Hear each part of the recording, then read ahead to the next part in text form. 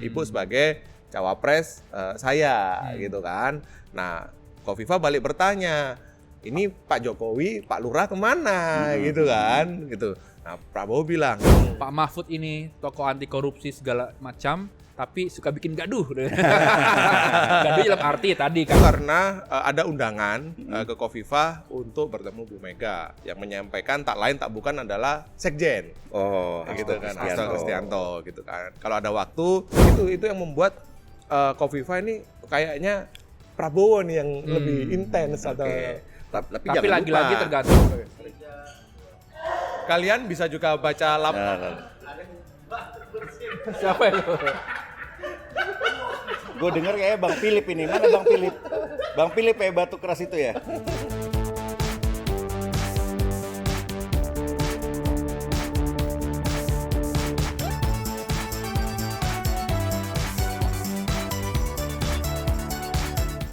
Yo, jumpa lagi bersama kami di Bocor Alus Politik bersama saya Stefanus Pramono. Gua Husein Abri Dongoran. dan Raymond Nusrika. Aduh, selamat siang juga buat anti Jokowi, Rikam dan Pram. Dapat salam tuh dari netizen.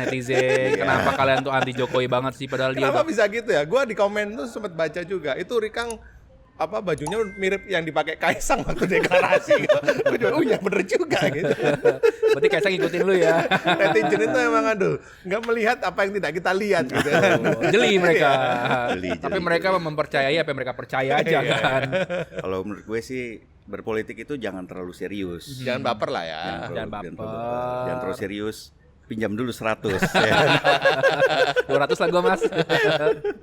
Oke, main apa kita ini hari ini ya? Kayaknya yang menarik soal mengerucut cawapres ya Pram. Cawapres. Oke. Ini kan bentar lagi pendaftaran capres cawapres 19 19 ya. Oktober. 19 ya. Berarti 10 hari lagi ya, 10 hari lebih lah ya. Akan dimulai. Ada info apa nih Pram Kang? Oke, kita memastikan bahwa Rikang baru saja bertemu dengan narasumber yang tahu banyak nih soal perkembangan capres dan cawapres. Iya. Bocorin Kang. infonya, Kang. Bocorin. Ya, jadi ini berkaitan berkaitan dengan calon wakil presiden PDI Perjuangan, ya kan. Jadi Anies kan sudah punya cawapres kan. Ya. Nah, sekarang PDI Perjuangan, begitupun juga Prabowo sedang mencari wakil. Info yang gue dapat dari narasumber yang mengetahui cerita ini, gitu kan, dia cerita bahwa 1 nama, 2 nama itu sudah bertemu dengan Ketua Umum Megawati Soekarno Putri, Ketua Umum PDIP, ya kan. Yang pertama adalah Mahfud MD dan yang kedua adalah Khofifah. Oh, berarti bener dong. Kita pernah ngomongkan waktu itu kan. Apa itu, Bram? Nama Khofifah itu juga Iya. muncul Muncul gitu kan. di Sekarang PDIP, Persis, gitu kan, di persis. PDIP. Pertemuan ini fresh nih, Pram sih. Jadi Yang mana ya? yang fresh nih? Khofifah ini baru bertemu weekend kemarin. Weekend kemarin. Jadi akhir pekan lalu itu bertemu dari Surabaya ke Jakarta, bertemu di rumah Bu Mega. Oh, di Teguh Umar ya. Di Teguh Umar. Berarti di sela-sela Rakernas dong itu. Setelahnya karena agak malam gitulah, Pram. Kira-kira di Teguh Umar lah malam gitu. Di Teguh Umar itu setelah Bu Mega ngomong bahwa lupakan duet Ganjar Prabowo. Gitu ya. Sudah ada calon lain gitu Iya, itu ya. dia. Makin mengerucut. Makin Gitu. mengerucut. Jadi kenapa di situ karena ada undangan ke Khofifah untuk bertemu Bu Mega, yang menyampaikan tak lain tak bukan adalah Sekjen. Gitu kan, Hasto Kristianto gitu kan. Kalau ada waktu bertemulah Bu Khofifah dengan Bu Mega. Nah, ketika bertemu itu memang ini yang perlu gua kasih bocoran ke teman-teman pemirsa ini, bahwa narasumber yang mengetahui cerita ini bilang tidak ada pembahasan Soal atau cawapres. menyinggung sama sekali soal posisi cawapres. Oke. Memang gaya Megawati begitu Persis. ya. Nah, ditanya Jawa Timur ini sudah banyak sekali kemajuan. Gitu lah. memuji Iya, berarti ini sudah ya. banyak Bombong sekali. dulu ya. Iya, ini yang menarik nanti, Pram. Jadi Oke. Jawa Timur itu sudah banyak sekali kemajuan soal pangan, gitu kan, soal macam-macam lah gitu. Nah, terus gantian memuji nih Bu Khofifah kepada Bu Megawati, bilangnya bahwa ya saya bisa punya kemampuan seperti ini, bisa memimpin Jawa Timur ini karena juga belajar dari ibu. Didukung juga sama PDIP di sana kan. Jadi saling mengambil hati Iya, ya. sambil mengambil hati gitulah. Jadi Bu Khofifah juga bilang seperti itu, bahwa saya banyak belajar dari Bu Mega soal kepemimpinan, begitulah. Terus disampaikan bahwa memang mestinya apa yang dicapai di Jawa Timur oleh Bu Khofifah juga bisa dicapai atau bisa diperluas di wilayah-wilayah lain di Indonesia. Kira-kira begitu. Kode banget. Kodenya seperti itu. Jadi bisa diperluas Oke, gitu lah. oke, Tapi oke. memang tidak ada menjurus nanti akan ini ya gitu. Nanti akan ini enggak akan ada. jadi cawapres Iya, itu, nggak ada ya? Nggak ada. Nggak ada seperti itu. Jadi pertemuannya seperti itu, Pramsin. Nah, terus di luar gitu kan ada diskusi lah antara Khofifah sama Sekjen itulah. Disampaikan di situ bahwa sampai kemarin itu weekend kemarin mengerucut ke dua nama. Dua nama. Yang tadi kita sebutkan di Mahfud sama depan, Khofifah. Mahfud Oke. dan Khofifah. Karena apa? Karena pertimbangan Jawa Timur. Ya. Oke. Begitu. Nah, narasumber gue ini nggak hanya satu ya, Sin. Ada dua narasumber yang mengetahui bagaimana penggodokan cawapres di PDIP. Mereka confident, PDIP ya dalam hal ini PDIP itu confident bahwa mereka bisa menang di Jawa Timur. Jawa Timur. Hanya saja mengapa mengambil Mahfud dan Khofifah karena mereka ingin mempertebal. Mempertebal kemenangan. Oke. Kan. Itu. Ya, Jadi, karena kalau kita melihat hasil survei itu kan PDIP relatif menang ya di Ya. Jawa Timur ya. Ya. Ganjar juga tinggi posisinya Walaupun kan. basisnya NU di sana mereka menang juga dilihat dari kursi DPRD-nya kan Pram. Ya, DPR juga DPRD gitu kan itu PDIP masih menguasai lah. Menguasai Jawa Timur. ya, itu jadi mempertebal kemenangan atau mempertebal suara Ganjar dan PDIP di Jawa Timur itu. Itu. Jawa Barat memang persoalan bagi mereka, tapi Ya. mereka mengatakan bahwa tetap akan berjuang, tapi yang mereka sasar adalah Jawa Tengah, Jawa Timur menang itu sudah Cukup oke lah, lah ya, sudah cukup sudah lah cukup. bagi mereka. Ya. Itu. Dan Jawa Timur itu jumlah pemilihnya 16% ya dari 16% dari pemilih nasional nasional. Ya. gitu kan. Tinggi sekali itu. Ya. Oke, artinya peluang Khofifah untuk maju untuk menjadi pendampingnya Ganjar sekarang cukup besar. Ya 50-50 lah, Pram. Semuanya belum Iya. pasti ya, Iya, menunggu belum tanggal pasti, Ya, belum pasti. pendaftaran. Tapi nama Khofifah ini kan muncul setelah pertemuan Jokowi lagi kan. Iya. Oh, iya. Sebelum Khofifah bertemu dengan Megawati kan Jokowi sama Ibu Mega ketemu tuh di Istana Ya. Bogor. Di situ kabarnya ada pembicaraan soal nama Khofifah. Kenapa Oke. Khofifah? Seperti titik temu lah di situ kan antara kepentingannya Jokowi maupun kepentingannya Megawati. Oke, ini pertemuan sebelum Rakernas PDIP sebelum ya? Rakernas PDIP. Oke. Kemarin kan sempat hangat beredar juga kan bahwa Jokowi itu tidak akan hadir di Rakernas. Tapi namanya politisi ulung kan. Kalau lu menunjukkan ketidaksukaan secara langsung ya bakal mati di situ gamenya kan. Ya. Makanya lebih baik hadir tapi ya memuja-muji lah seperti itu. Ya. Artinya Jokowi sudah menyonding nama Khofifah ini berdasarkan narasumber yang lo dapetin yang lo wawancara berarti. Iya, Sun? Dan diskusi- kita juga sudah menuliskan ini ya. Udah tulis ini di majalah Tempo pekan ini keluar kan di situ tertera lah bagian soal pertemuan itu. Oke. Oke, kalau Mahfud MD sendiri peluangnya seperti apa, Rikang? Mahfud memang sudah bertemu juga dengan Bu Mega Ya, ya, Bu sama. Mega gitu. Ya. Jadi menurut narasumber yang tahu soal bagaimana penjajakan dan komunikasi ke Mahfud ini memang Mahfud ini diperhitungkan karena faktor satu keberanian. Pram. Ya. Jadi selama ini kan kita melihat dalam berbagai kasus-kasus ya Pram ya yang mencuat itu Mahfud itu gas terus Badan, gitu ya, kan. Gas itu faktor yang kemudian diperhitungkan.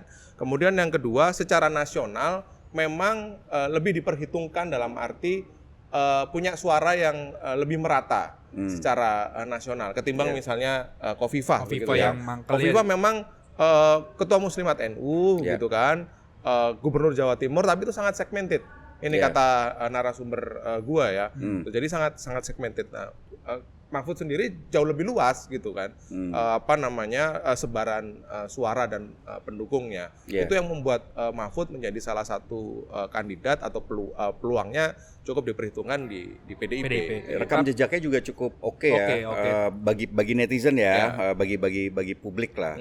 Tempo bisa jadi punya pandangan yang berbeda sedikit gitu soal itu. Tapi ada catatan lah. juga dari PDIP terhadap Mahfud. Apa itu? Nggak bisa dikontrol. Gitu. Nah, lalu yang kedua, yang kemarin nih edisi pekan lalu kan gue sebut ada acara Andri ya Pram ya. Nah di situ juga Megawati sempat menyindir Mahfud MD. Pak Mahfud ini tokoh anti korupsi segala macam, tapi suka bikin gaduh. Gaduh dalam arti tadi kan bersuara kan. Seperti juru bicara pemerintah kan, ada kasus apa dia teriak situ kan, baru kepolisian dan lain-lain baru membenahi kasus itu. Tapi juga Mahfud kemarin pasang badan ya waktu itu ya soal MK. Dia bilang kan open legal policy kan. Artinya nggak usah dibahas lah di MK soal syarat usia itu, kembalikan aja ke DPR gitu. Tapi kan kemarin kita diskusi juga sama Palaguna kan, ex hakim MK itu ya sependapat lah dengan pendapatnya Mahfud MD. Kenapa? Karena sebetulnya kenapa MK ini kekeh mau ngebahas soal syarat capres itu karena mereka sudah mengeluarkan putusan usia pimpinan KPK, Pram. Makanya dia agak kikuk kan kalau misalkan ini salah, ini gimana kan diterusin aja gitu, Pram. Dan Mahfud juga tidak ngember ya. Kan ada tuh cawapres yang ngember. Siapa tuh? Siapa yang ngember? Ngasih sinyal. Tunggu minggu depan gitu kan. Breaking news. Apa yang ditunggu ya? Breaking news. Terus berkilahnya adalah breaking news adalah isyarat dari pemberitaan.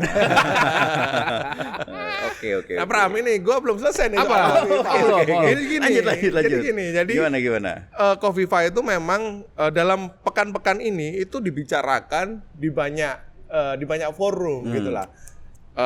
Pertemuan dengan Ketua Umum PDIP, kemudian Jokowi. Ya kan? Dan jangan lupakan Prabowo. Prabowo dari Surabaya ya? Persis. Jadi kan kemarin waktu tanggal 28 tanggal merah kan itu kan, Prabowo di hari-hari itu menyambangi Surabaya, kan?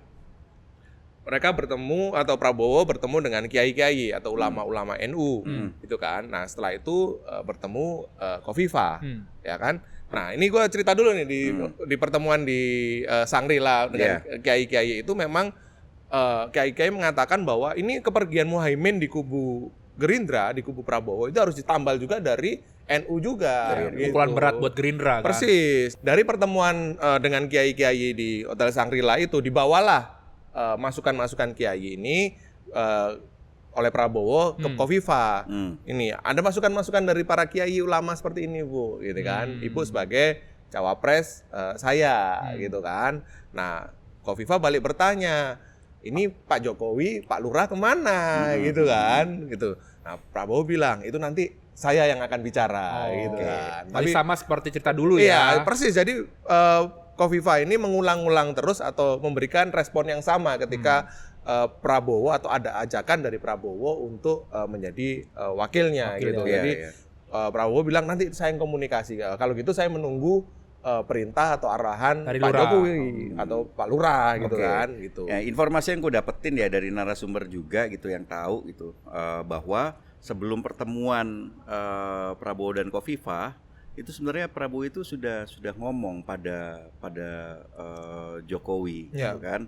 Dia bilang bahwa dia ingin menjadikan Kofifa sebagai cawapres. Nah, sangat mungkin. Nah, ini kalau ini analisis, sangat mungkin Prabowo saat itu sudah mendengar pertemuan Megawati Jokowi itu ya. Pertemuan Megawati dan Jokowi sebelumnya bahwa ada pembicaraan soal Kofifa di situ.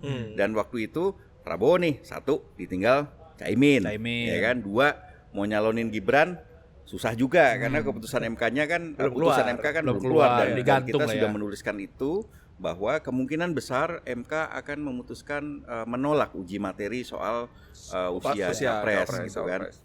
Sementara yang ketiga Kofifa mau direbut gitu loh sama kubunya Ganjar. Nah, waktu itu ini informasi yang gue dapetin narasumber cerita bahwa Jokowi bilang nanti dulu, tunggu, jangan buru-buru, karena dia sudah ngomong ke Megawati namanya Kofifa ini. Tiba-tiba gitu. Itu berantem lagi mereka berdua berantem lagi gitu kan. Nah, kita tahu lah bahwa Jokowi ini kan mendorong Kofifa ya dari dulu ya. Untuk Prabowo sebetulnya kan. Mendorong untuk bergabung dengan Prabowo gitu loh. Dan ini juga sikap Jokowi belakangan ini kan kalau kita lihat masih abu-abu ya antara Prabowo atau Ganjar gitu. Yang pasti tidak mungkin ke Anies lah. Ini dua kubu ini yang akan dipilih oleh Jokowi nantinya gitu. Makanya dia ingin memastikan bahwa ada dua orang-orangnya dia juga masuk di dua calon itu. Gitu. Nah, kalau begini, kalau kemudian Kofifa jadi diambil oleh Ganjar. berarti kecelek lagi nih gitu kan. Gitu loh. Tapi sekarang Prabowo agak hebat ya. Dulu kan diskusi dengan Hovifah atau mulai orangnya kan tanpa membawa kiai kan. Ini kan ada ini analisa ya Pram ya, kayak ini suara kiai loh Ibu Hovifah. Masa Ibu menolak apa kata kiai begitu kan. Secara tersirat begitu kan bacanya kan. Iya. Gue dengar juga bahwa setelah Caimin ini hilang gitu ya, itu kelabakan banget gitu. Oh iya. Jelas. Bener nggak? Jelas. Gimana itu ceritanya itu, Sen? Iya kan waktu itu sempat ada pertemuan ya di salah satu rumah elit Gerindra di Jakarta. Di situ dibahas nih, ini mau kemana dan kenapa Caimin bisa cabut check out dari kita kan. Ya mereka masih ada upaya untuk bisa nggak sih sama Muhaimin Anies batal segala macam. Tapi karena kondisinya nggak memungkinkan, artinya mereka mencari tokoh-tokoh NU kan, Pram. Ada Hovifah, lalu ada juga Erick Thohir. Gibran juga dibahas. Nama Gibran juga dibahas di situ kan. Karena mereka masih yakin bahwa Gibran itu masih lolos di MK. Sampai pekan lalu kan, Sabtu pekan lalu ada omongan seperti itu dari Hasim Joyo Hadikusumo kan, Pram masih berharap banget Gibran. Nah, omongan ini juga pernah disampaikan oleh Prabowo saat bertemu Ridwan Kamil. Nah, ya di situ Prabowo meminta dukungan Ridwan Kamil lah, Pak Emil, kalau bisa di 2024 itu dukung saya begitu. Lalu menjelaskan lah siapa aja calon wakil presiden yang diminatinya. Oh, listnya ya. Listnya ada 4 nama. Yang pertama masih tetap Gibran, lalu kedua saat itu adalah Hovifah, ketiga Erick, dan keempat adalah Erlangga Hartarto. Mungkin nama keempat ini buat menyenangkan RK karena dia dari Golkar kan. Biar sure semuanya. Mungkin perlu bertanya juga sama Prabowo itu. Punya 100 pinjam dulu. Ini 100M apa 200M nih Pram? Tapi gini, menarik juga ada satu nama yang disebut Husein tadi ya, yang sebenarnya punya potensi ke NU gitu. Siapa itu? Erick Thohir. Tapi ini pakai tapi ini banyak catatan dari para kiai kan. Betul. Gimana? Berarti sama dong informasi yang kita dapat. Betul. Jadi informasi gue nih, mungkin Husein punya informasi lain atau melengkapi ya Sin ya. Jadi bahwa ke NU-an Erick ini dipertanyakan gitu kan, karena NU naturalisasi gitu. Kalau barang NU Mangga 2. Aduh, cilaka ini. Enggak lah, nggak apa-apa. Ini kan kita melihat dari apa kata omongan orang-orang yang sumber-sumber kita di NU kan, bagaimana mereka sendiri memandang Erick Thohir gitu. Betul. Karena kenapa begitu? Karena daya jangkaunya Erick Thohir ini di NU struktural Pramse. Yakni elit-elit di PBNU. Padahal pemilik suara yang konkret itu adalah Nahdliyin atau ulama-ulama yang di pesantren-pesantren itu gitu kan. Nah, Erick itu dianggap atau sejauh ini mereka melihat bahwa ini kurang sering nih atau kurang main nih ke pesantren ke bawah ke akar rumput ini. Beda dengan ini narasumber gue cerita. Beda dengan Sandiaga gitu kan. Sama-sama naturalisasi tapi katanya acara di kelas PCNU aja mau datang gitu kan. Jadi ini yang membuat ini kalau Erick disodorkan atau dianggap sebagai representasi NU ada resistensi di situ Pramsin gitu. Tapi hasil surveinya indikator terakhir, ini menarik nih. Hasil survei indikator terakhir itu justru paling tinggi itu nama Erick Thohir sebagai cawapres di Jawa Timur gitu kan. Hovifah itu bahkan di bawahnya Erick Thohir ya, walaupun masih selisihnya kalau nggak salah ya masih inilah sesuai dengan margin errornya gitu loh. 1-2% lah ya. Betul, tapi dia tinggi sekali di situ. Hebat ya survei ini ya. Hebat ya kan. Aduh. Ke Dewan Pers nggak nih abis ini ya? Aduh. Tapi belakangan Erick Thohir tuh rajin loh. Gua mantau di Instagram aja kan. Ada tim-timnya juga ke pesantren-pesantren. Erick Thohir juga kemarin menjadi ketua umum MES kan, Masyarakat Ekonomi Syariah gitu kan. Ya kita doakan lah ya. Ya kita berdoa lah semoga Pak Erick Thohir menemukan jalan terbaik gitu kan. Siapa saja gitu yang memang berniat untuk membangun bangsa ini bolehlah kita berikan kesempatan. Betul. Kalau bisa jangan 2 calon ya Mas ya, 3 calon. Jangan dong 2 calon dong. Aduh bosen. Gitu. Apalagi yang itu aja gitu kan. Ini obrolan kita tepi jurang sekali ini ya. Tinggal didorong sedikit jatuh kita ini. Tapi ngomong-ngomong soal NU juga di kubunya Anies Muhaimin juga seru tuh kan. Kenapa? Karena kan ada bahasa dari sekjennya PBNU kan, bahwa pasca deklarasi Anies Muhaimin kiai-kiai melongso. Sedih.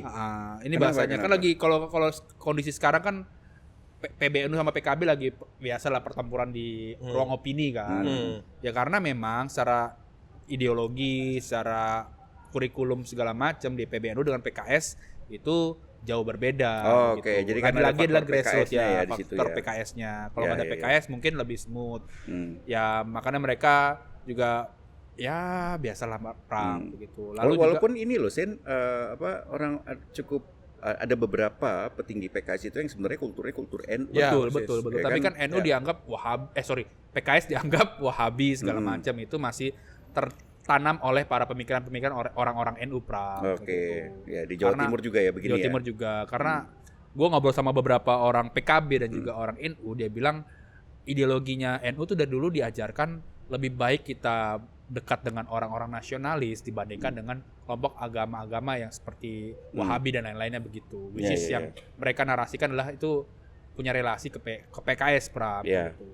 Itulah yang akan membuat di grassroots sangat-sangat berat. Makanya sekarang itu Anies Muhaimin paket tuh. Turunnya ke Ponpes di Kamis kemarin turun, Jumat kemarin turun di Jawa Timur. Itu dalam rangka ya memperkenalkan diri lah bahwa Anies ini nggak memainkan ideologi agama segala macam, dan Imin juga meyakinkan lah bahwa Anies ini orangnya nggak begini loh. Ya kalau kita melihat memang PKB sendiri mengklaim ya bahwa hasil survei internal mereka menunjukkan suara Anies dan Muhaimin di Jawa Timur itu meningkat gitu kan, meningkat tajam gitu. Tapi itu kan survei internal yang kita juga nggak tahu asalnya dari mana gitu. Berbagai survei setelah mereka deklarasi justru mendegradasi Amin ya. Anies Muhaimin ini kan kayak SMRC dibilang nggak ada kenaikan, justru cenderung turun. Kayak indikator kalau gua nggak salah juga ada kan, nggak terlalu bagus lah hasilnya. Ya. Oke. Tapi kembali ke soal perebutan Jawa Timur ya oleh Khofifah ya, dan juga dalam nama Mahfud MD ada Muhaimin, di situ ada juga Erick Thohir dan lain-lain. Kalau kita melihat kansnya Khofifah ini juga mungkin besar untuk menguasai Jawa Timur ya peluangnya ya. Karena waktu Pilgub 2018 itu kan dia berhasil unggul tuh Khofifah, dan di situ dia mengalahkan calon yang diajukan oleh PKB dan PDIP juga, yaitu Saifullah Yusuf dan ponakannya Bu Mega, Putih gitu loh. Ini kalah oleh Khofifah yang waktu itu didukungnya oleh Demokrat, terus juga PAN, Golkar, sama Nasdem dan Hanura kalau gua nggak salah ya. Ada satu lagi yang didukungnya. Siapa? Presiden. Itu faktor paling penting. Pak Lurah ya kan. Tapi bukannya Pak Lurah nggak cawe-cawe enggak. Saya tidak cawe-cawe. Ini kan dukungan aja. Dukungan. Bisa jadi saya mendukung Bu Khofifah. Udah itu aja mungkin ya kan. Tapi kabarnya itu memang dampaknya cukup besar. Dukungan dari istana terhadap Khofifah waktu Pilgub ya. Dan itu juga yang bikin waktu itu kabarnya Megawati marah terhadap Jokowi kan. Kenapa lebih memilih untuk mendukung Khofifah alih-alih calon yang diajukan oleh PDIP. Gitu loh. Dan faktor ini juga jangan lupakan faktor dukungan ulama-ulama di Jawa Timur gitu, yang memang Khofifah ini menurut narasumber yang tahu soal bagaimana jejaring Khofifah itu memang membangun jaringan atau koneksi dengan ulama-ulama itu sudah sangat lama dan kuat mengakar gitu kan. Betul. Di 2018 seperti kata Pram tadi itu ketiga kalinya Khofifah maju sebagai Pilgub. Dia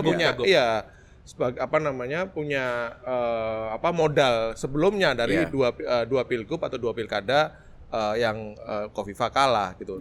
Karena itulah kemudian dalam konteks 2024 ini ke orang atau narasumber yang cerita ke gua bilang bahwa Khofifah ini juga menunggu perintah atau petunjuk dari kiai-kiai atau ulama yang secara rutin atau secara reguler berkomunikasi dengan Khofifah. Arah 2024 ini mau kemana? Apakah ke Jatim untuk periode kedua? Stay di Jatim ya. Persis. Atau sebagai cawapres Ganjar di PDIP atau sebagai cawapres Prabowo gitu kan. Tapi ada catatan menarik ini dari Khofifah bahwa Kofifa ini merasa Prabowo ini intens ketemu sama dia gitu. Dalam beberapa waktu belakangan. Iya, paling nggak sudah 3 kali ya persis, ketemu ya. Dan 3 kali. Dari tahun lalu ya. Kalau ke mana? Kalau ke Surabaya, ada acara ke Surabaya Jawa Timur, itu Prabowo selalu memberi kabar. Gitu kan. Ya. Nah, sementara gitu ya. sementara itu Just gitu. Arrive Surabaya. Sementara itu Ganjar itu agak kurang nih komunikasinya ke Kofifa gitu kan. Agak kurang komunikasinya ke Kofifa. Secara chemistry Hovifa sama Ganjar masih kurang ya untuk katanya sekarang bahkan ya. sesama gubernur itu jarang sekali berkontak, hanya sekedar misalnya tanya program atau apa. Itu yang membuat Kofifa ini kayaknya Prabowo nih yang lebih intens atau tapi lagi-lagi tergantung lurah kan. Tapi selain faktor lurah jangan lupa juga yang menentukan cawapresnya Ganjar itu kan bukan Ganjar. Mega. Mungkin dia nggak menjaga jarak komunikasi gara-gara itu ya Pram. Iya. Ya, tapi paling tidak sudah ada sinyal positif lah ya ketika ada pertemuan antara Kofifa dan Bu Mega. Gitu. Tapi ada info menarik juga nih Pram dan Kang. Di saat Hovifah menjadi cawapres kan, ada tawaran dari koalisinya Anies Muhaimin. Kalau misalkan lu nggak usah maju di cawapres maksud gua, nanti koalisinya Amin ini akan mendukung lu di Pilgub 2024. Bergeningnya di segitu, Pram. Kan cukup kan itu kan ada di sana ada Nasdem, ada PKB, ada PKS kan. Saling tarik menarik lah. Tergantung dia mau yang mana kan. Jadi Hovifa enak banget ya berarti ya. Maju enak, diem enak. Kofifa ini ibaratnya adalah seseorang gitu kan. Gue tidak perlu berbicara jenis kelamin ya, nanti dianggap seksis gitu kan. Tapi ini orang yang mau dipinang di mana-mana gitu. Karena juga berbagai kelebihan yang dia punya ya. Muslimah, terus juga faktor NU-nya secara umum gitu. Terus juga posisi Jawa Timur yang menjadi battleground kan. Gitu. Menunggu arahan langit berarti ini. Atau info dari langit.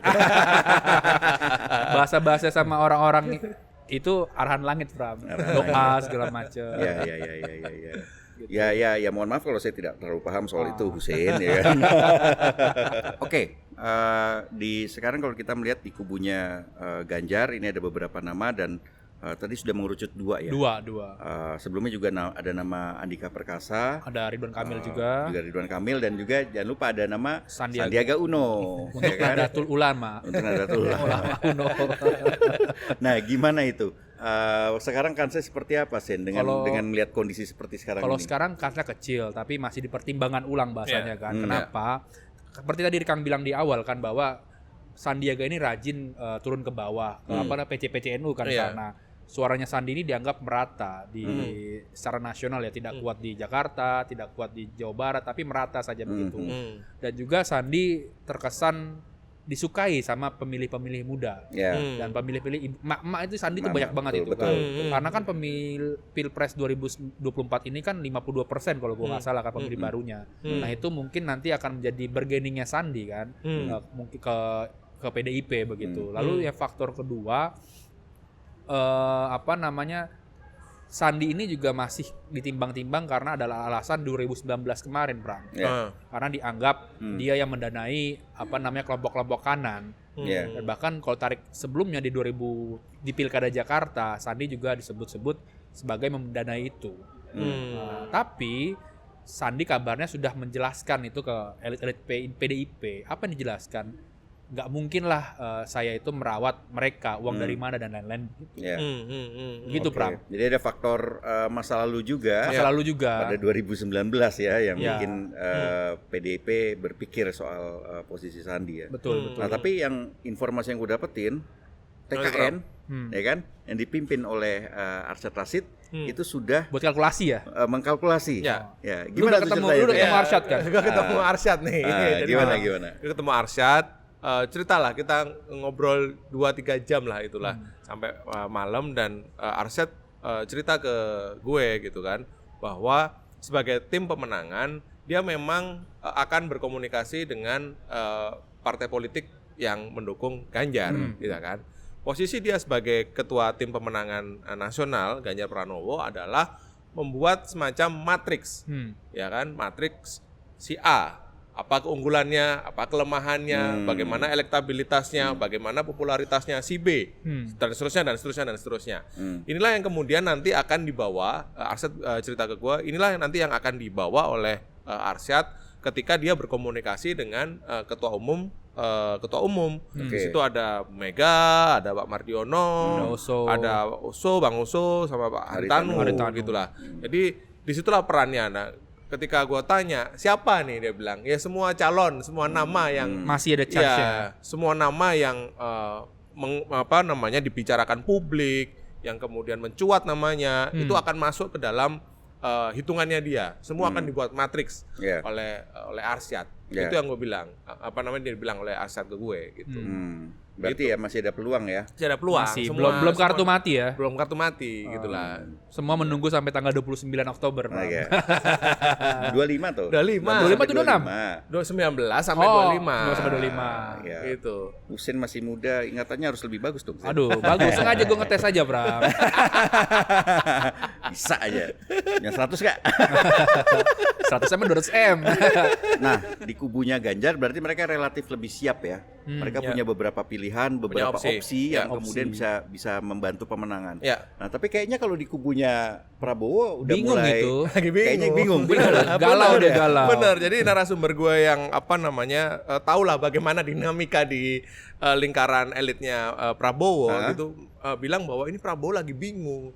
Gue tanya kenapa gitu, karena satu tadi skenario Gibran, skenario awal, skenario paling top lah nomor 1 itu ini nggak kunjung ada hilalnya nih MK ini kan. Terus kemudian yang kedua opsi yang tersisa adalah ET dan Khofifah gitu. Khofifah udah kita tahu tadi ya, udah kita bahas banyak gitu kan, bahwa ditarik juga ke PDIP, ke Ganjar. Relatif lebih sulit untuk diambil lah ya. Artinya ada kompetitornya di situ. Persis. Nah, terus siapa yang tersisa? Tinggal Erick Thohir gitu loh. Erick Thohir atau Erlangga. Sementara Erlangga ya kita tahu lah elektabilitasnya begitu kan. Nah, tinggal Erick Thohir gitu kan. Sementara Erick Thohir mereka sudah analisis nih Pram di internalnya Prabowo bahwa kalau memang kita mau mengambil Erick Thohir sebagai cawapres dan ketua ini tim pemenangannya harus NU kan. Cawapres untuk mengambil suara NU ini nggak ngangkat gitu loh. Nggak ngangkat karena dianggap terlalu elitis tadi itu. Terlalu elitis, kemudian tidak mengakar. Sementara pesantren-pesantren atau kiai-kiai ini juga bertanya, ini Erick Thohir ini kira-kira rekam jejaknya seperti apa di NU? Itu dia bertanya. Kan sempat kan Pram yang acaranya PBNU di Sidoarjo itu kan kiai-kiai pada protes kan karena yang diundang kok elit-elit semua di situ kan. Oh, waktu yang sempat macet harla panjang itu. Iya, yang waktu itu kan udah pernah kita bicarakan juga tuh. Iya kan yang Khofifah harusnya kan. Pidato itu Khofifah. Tiba-tiba di menit terakhir ya jadi Erick Thohir.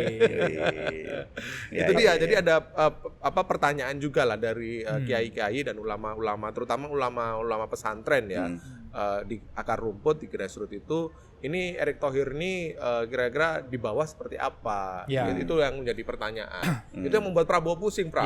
Dan ini dibaca juga sama Golkar kan. Tadi kenapa disebut juga Erlangga kan? Karena melihat Erick Thohir ini di bawahnya kurang kenceng, Golkar ini dengan alasan partai yang paling mengakar lah di koalisi itu di tingkat bawah segala macam, ada pengurus dan lain-lain, itu mereka mengajukan Erlangga Hartarto. Dan suaranya paling besar kedua setelah setelah Gerindra di koalisi Indonesia Maju kan. Betul. Makanya mereka mengajukan Erlangga. Kenapa? Nanti lu kalau misalkan Prabowo sama Erick yang kerja di bawah siapa, dia bilang begitu kan. Mendingan sama Golkar. Kalau sama Golkar kita bisa di bawah lah.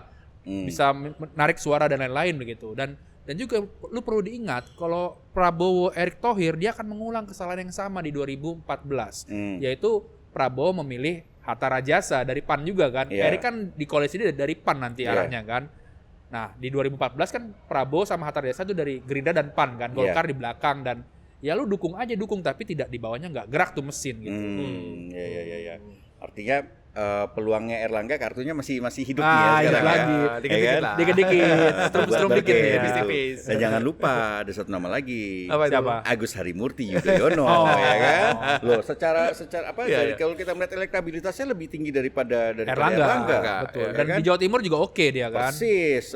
Kita tahu kekuatannya Demokrat dan juga SBY di Jawa Timur itu cukup lah ya. Dia sendiri bisa 3 kali memenangi pilgub Pilgub kan, 2 kali Soekarwo, terus habis itu juga ada faktor kemudian Khofifah menang. Khofifah menang, ada Emir Dardak juga di situ kan. Ya persis. Dan kalau menurut gue ya ini masih sangat cair ya di kubunya Prabowo ya. Sementara di kubunya Ganjar sudah mulai mengental kan. Prabowo bingungnya panjang banget ini. Panjang. Ya kalau pesan kami mah ya kalau bisa pilihlah pemimpin yang matang Pak Prabowo gitu kan. Kalau bisa jangan yang karbitan gitu kan. Siapa yang karbitan? Gua nggak mau nyebut ya. Tapi yang menarik ini kan 19 kan 2 minggu lagi ya. 2 minggu lagi. Nah, ada info-info katanya minggu depan ini udah mulai yang panas-panas nih gitu kan. Tanggal 10, tanggal 11 katanya ya, ada kalian pengumuman. Siap-siap taping 2 kali ya kan. Aduh. Bismillah lah. Ini rasanya cukup ya. Udah ada panjang banget ini. nih bocorannya ke teman-teman. Nanti kita hadirkan lagi lah info-info yang lebih update, terus juga sudah terverifikasi, bukan analisis belaka, apalagi kabar burung gitu ya. Yang pasti kami sudah memverifikasi informasi yang kami sajikan untuk pemirsa. Untuk mendukung jurnalisme berkualitas, jangan lupa subscribe akun YouTube Tempo.co. Kalian bisa juga baca artikel-artikel majalah Tempo yang ada di link di kolom deskripsi ini. Jangan lupa saksikan terus Bocor Alus Politik di YouTube Tempo.co dan kalian bisa juga dengarkan di Spotify Bocor Alus Politik. Sampai jumpa. Jam 100 gue butuh makan. Ada tuh. Jam 100. Ada. Ayo.